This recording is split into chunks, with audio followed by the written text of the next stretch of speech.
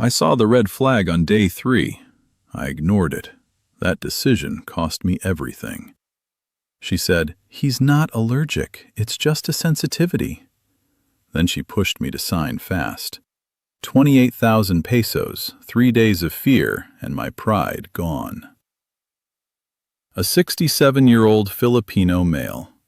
Slow down, verify the label. I told myself, she sounds confident. I'm 62 and I've lived long enough to know the world won't hand you second chances. But that week in Cebu City, I kept pretending it would. My hands were steady, my voice calm, and that's what made me dangerous to myself. If I had shaken or hesitated, I might have stopped. I went in because I felt a medication reaction start after a routine visit. My skin flushed, my throat tightened, my stomach felt like it was turning inside out. She approached me before I could read the first clipboard. A Southeast Asian woman in scrubs, quick smile, quick tone, like she'd done this 100 times today alone. She told me she could fix it fast. She said it was not allergy, just sensitivity. Then she leaned in and said the important part in a soft voice, like she was doing me a favor. I heard it and still didn't want to believe it was a trap. I wanted to trust her confidence. I wanted someone to take charge of my mess. She rushed the paperwork the way people rush train stations. Not frantic, just efficient, like waiting would be a mistake. I told myself she was reducing my stress. I'd been alone for weeks, no family calling every hour to ask if I ate, if I slept, if I was okay. So when someone talked like they cared, I leaned toward it. The first off thing was small. She wouldn't let me keep my phone face up while she explained. She said the forms needed my signature now, and that the camera might interfere with their system. I should have walked away right then, but I talked myself out of it. I told myself not everyone has good Wi-Fi, not everyone knows American habits, and she was just following procedure. That's how I missed it. I kept turning my gut into background noise. Then I heard another patient's voice. An older Filipino male near the hallway, older than me, thick arms, tired eyes. He wasn't yelling, but his words carried. He wasn't talking to me at first. He sounded like he was warning someone else, telling them to slow down and verify the label, like he'd watched people get burned before. My heart kicked once, and I hate that I still ignored it. I looked at his face and decided he was just anxious. I decided he didn't understand medical urgency. I told myself I was different. I told myself I could read a situation. I told myself the woman sounded professional. She kept steering me. She took me by the elbow toward the IV cart, and she didn't ask, she guided. The wheels squeaked when it moved, and she adjusted the line like she'd already solved my problem. I noticed she never showed me the medication label up close. She mentioned special allergy treatment, like it was the only answer, but she didn't point to anything I could verify. I asked, careful and quiet, what exactly they were giving me. She said it was already confirmed, already approved, and the word just kept floating through her sentences. Then I saw it. She controlled access to the cart the whole time. My view was blocked by her body and the angle of the stand. I couldn't see the bag clearly from start to finish.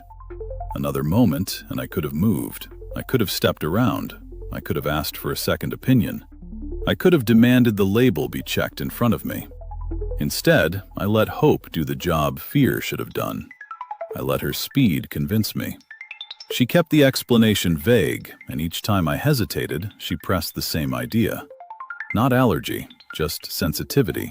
Sign now. It's not complicated. That's what her tone implied. The older Filipino male's warning echoed as I held the pen. Verify the label. Slow down. Don't let them rush you. But I shoved it down because I was scared of being the stubborn old guy who slows things down and makes it worse. I signed. I watched her take my consent like it was another check mark in a day's routine. The IV started, and even then I tried to stay rational. I told myself the reaction was real, so the treatment had to be real too. I didn't ask to see the bag in full. I didn't insist she bring original packaging to the bedside. I didn't take the breath that would have let me think. And when my body started to feel worse instead of better, It took me too long to admit the one thing that should have been obvious from the way she spoke. I was still hooked on the idea that hospitals here worked the same way they do back home. Step 1, Step 2, someone checks the label, someone slows you down if it matters. She never gave me the chance to slow down. The 26-year-old Southeast Asian woman kept her pace like she had done it 100 times that morning. City glam hair, clean nails, and a voice that sounded patient until you listened to the speed of it. She guided me toward the bed like we were already late for a show. When I asked a basic question, she moved my attention somewhere else. I told her I was worried about my allergy history. She told me it wasn't an allergy, just a sensitivity, and that sensitivity was the reason they needed to start immediately. I almost pushed for the usual safety stuff. See the packaging, read the label. Ask her to bring the original bag to the bedside where I could watch the line connect. I caught myself doing it. My internal voice said, "Old man, don't be difficult. You're in Cebu. You don't want to insult staff." Then she leaned in and talked faster, like she was afraid I'd become a problem if I breathed too long. She told me they had other patients and that waiting would make the reaction worse.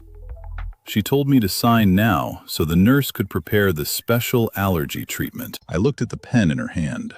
I told myself I was overthinking because the IV line already looked set.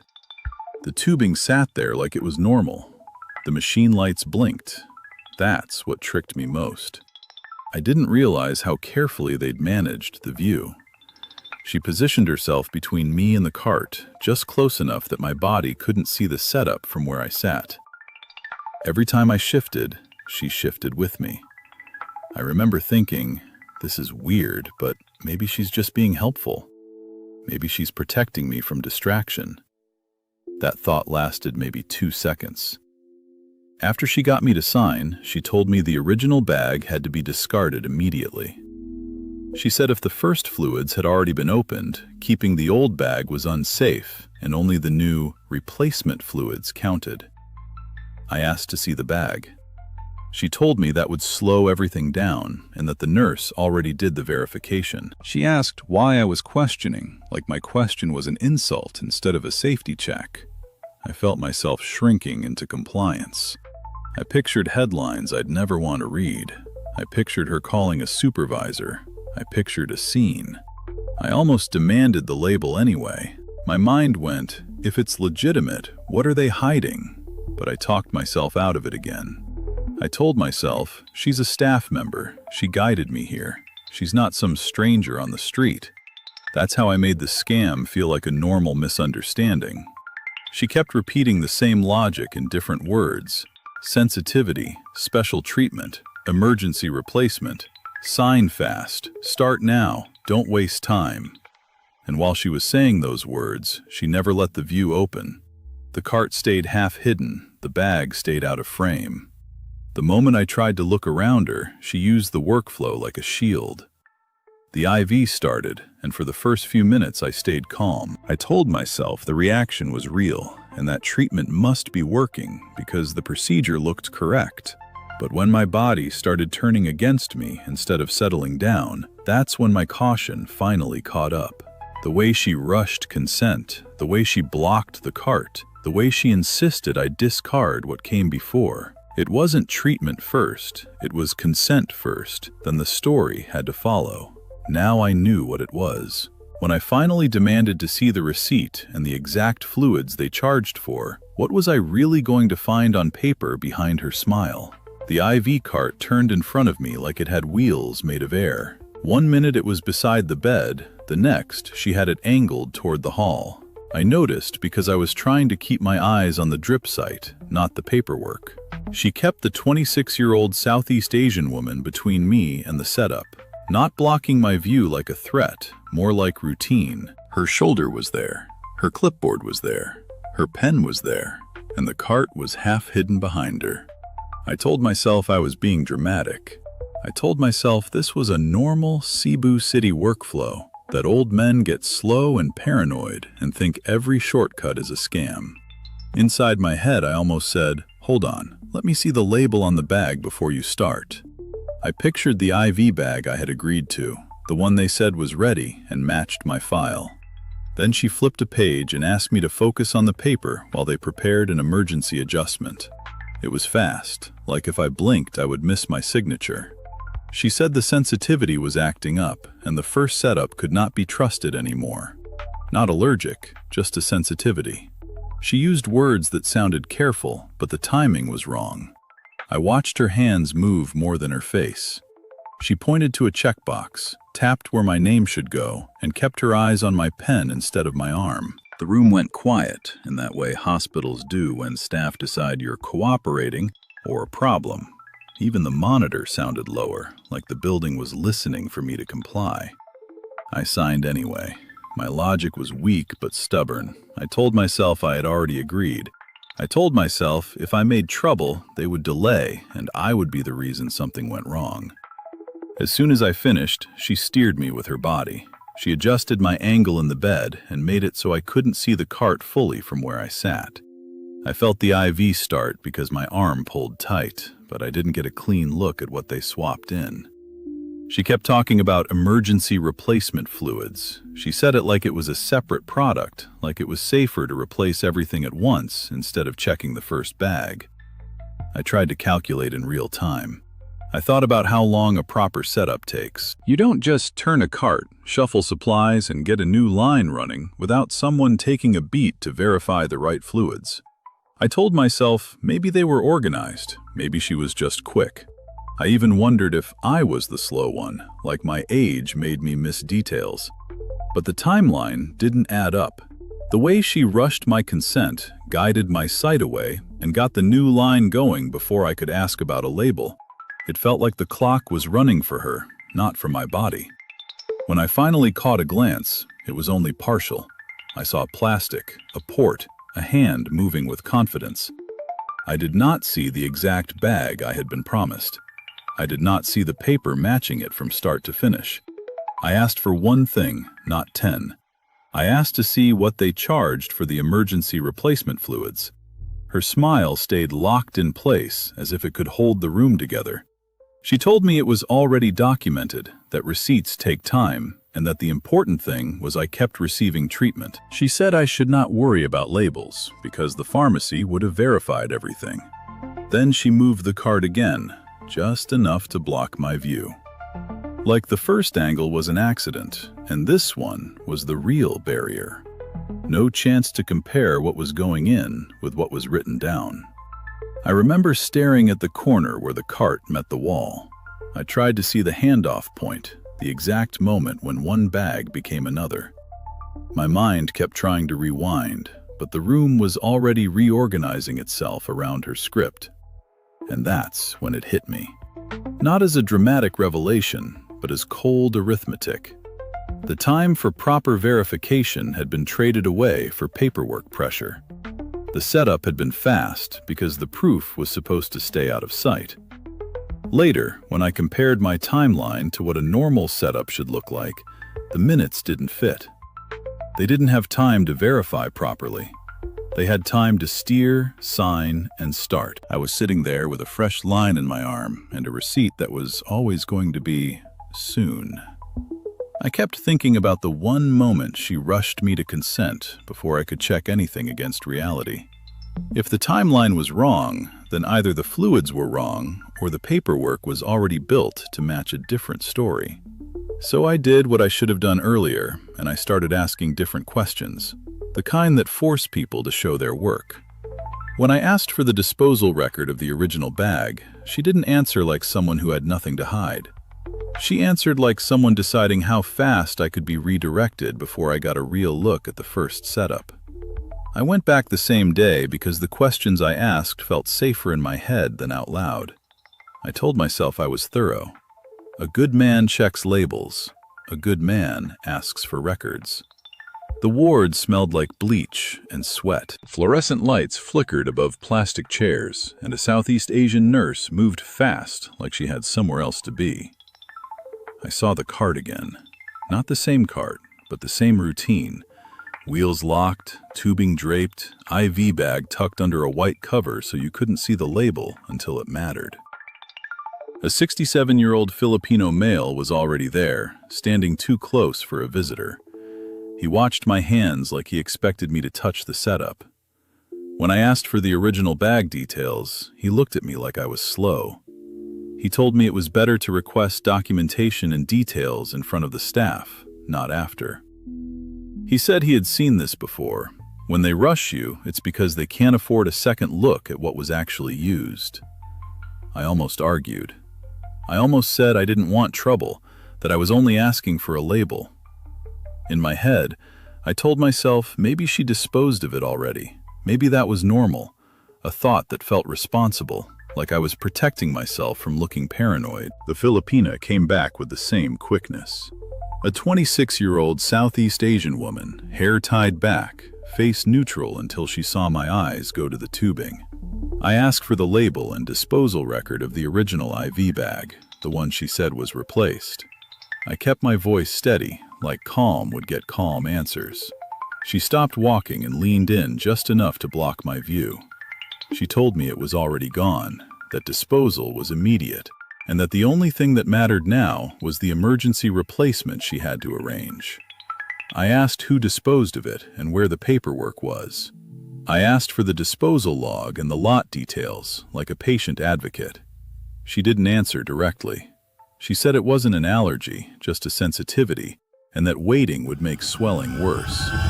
Then she pushed the clipboard toward me like she could move time forward with paper. The 67-year-old Filipino male shifted closer. He insisted I request documentation and details before paying, and he acted like he could see the order of operations. For a second I thought, this could be real. Hospitals rush. People change orders. My pride hates conflict, so I almost told myself to back off and just get through treatment. Then the Southeast Asian woman said she had to charge for special allergy treatment and emergency replacement fluids right away, and that the original bag had to be discarded immediately for safety. I looked at the IV cover she kept over the setup. I asked again to see the label from the current bag, not the old one. If she was hiding details now, what else was she hiding? She told me the label didn't matter. She said she could explain later, and that if I insisted on verification, it would slow the doctor's approval process. Her tone didn't sound like she was protecting my health. It sounded like she was protecting a plan. I finally tried to request the disposal record in front of staff. I asked for the disposal log again, and I asked for the name on the replacement order. She waved it off like it was bureaucracy I didn't understand. She said staff already handled it and that I should stop delaying so the IV could start without interruption. I watched her hand hover over the cart keys. She kept herself between me and the setup, controlling space the way a person does when evidence is only visible for one moment. I told the 67-year-old Filipino male I was going to ask one more time, directly, for the original bag details. He nodded like he'd been waiting for me to commit. My pulse got loud in my ears. I almost let her push me. I almost signed because I wanted it over, because I wanted to be wrong. But I went back to the cart. I leaned forward to look under the cover. I asked her to bring the label out so we could match it to the paperwork she was asking me to pay for. She pulled the cover tighter and told me, again, that it was already disposed and that the paper was enough. Then she said the payment had to happen before the IV started because it was emergency workflow. That was when I understood I was being handled like a barrier to keep from seeing the first setup. The proof wasn't in the paperwork she waved around. It was in the fact she would not let me see the label she claimed didn't matter. The question was, if she could delete the original bag from my view that fast, what exactly was already attached to my file in the system? The first thing I checked wasn't the amount. It was the part I'd been told not to look at.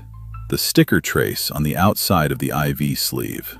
I leaned in like an old man trying to read a menu in the dark, even though clinic air pushed on my face.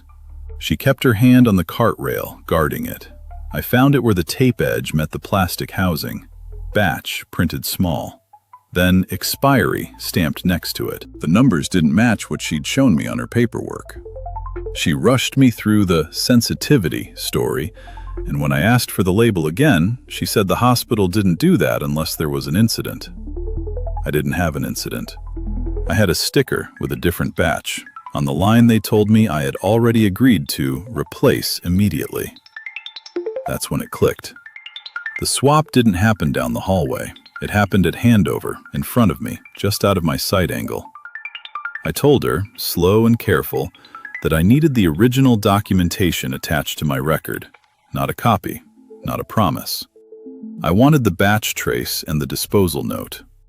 She snapped back that she already submitted the charge and that the emergency workflow had to continue without delay. She said if I stopped it, I'd be the reason I didn't get the medicine on time. I asked her to call the doctor who ordered the IV and have him witness the label issue. She said there was no need and that the doctor was busy with other patients. I stood up harder than I meant to. The chair legs scraped. I let the room hear it. My voice stayed steady, but I moved the way I should have moved from the start, toward the exit, not the cart. She tried to block me with her body. She said the line was already running and I couldn't just walk out. She offered a quick fix, special allergy treatment, paid up front, like money could reverse a mistake. I told her no.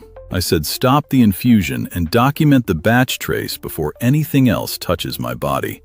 Then I asked for a proper refusal note and a second opinion, right there, while the staff could still see the same sticker I was pointing at.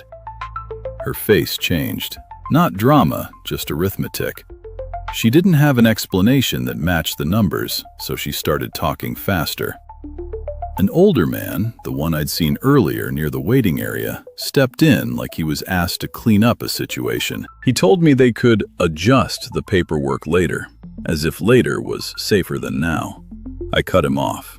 I said the earlier paperwork wasn't enough because the sticker batch was proof the wrong bag was being billed for my file. I wanted the hospital records manager, not a hallway fix. She finally reached for the cart controls to stop the drip, and that was when I knew the handover swap wasn't an accident. It was planned as a lock and rush, designed so I wouldn't see the sticker before the charge was finalized. When they pulled back the tape, I watched the line shift and the sticker stay where it always had, contradicting her story in plain numbers. No translation needed. Batch and expiry don't lie. She tried to keep me in the room until they finished updating the charge, but I walked out while they were still figuring out what I'd ask for next. Outside, my hands shook enough that I had to grip my phone like a railing. I didn't call anyone to argue about what happened. I called to request a written copy of every transaction tied to my chart, starting with the emergency infusion charge. I should have demanded independent verification on day 2, not accepted her vague sensitivity and her rush to sign. The refused video calls, the pension questions, the cousin always hovering like he owned the timeline. Every sign was there. I just didn't want to see them. When the manager finally saw the mismatch between the charged paperwork and the visible sticker trace, they backed off the replacement story fast. I left with the partial loss implied by the emergency process, but I stopped the full drain and kept my body out of their next swap. I walked out of the clinic in Cebu City with the partial loss, and my pulse finally slowed once I was outside their door. I'd felt the trap closing, consent rushed, proof withheld, access controlled. Here's what I ignored until it started costing me. Sensitivity, not allergy. Sign now. No waiting or second opinion. No label check in front of him. They kept the cart/room locked, so I couldn't verify the IV from setup to start. Don't be polite when the process is sketchy. Be stubborn. Tell your people, verify before you sign, watch the setup, and demand independent confirmation. Do not let this happen to you. I compiled every red flag I missed into a checklist. Download the expat due diligence protocol, link in the description. It's $7. I lost $40,000. You do the math. The characters, incidents, and dialogue in this video are dramatized for narrative and entertainment effect. While some events may be inspired by real-life themes, this story is a work of fiction.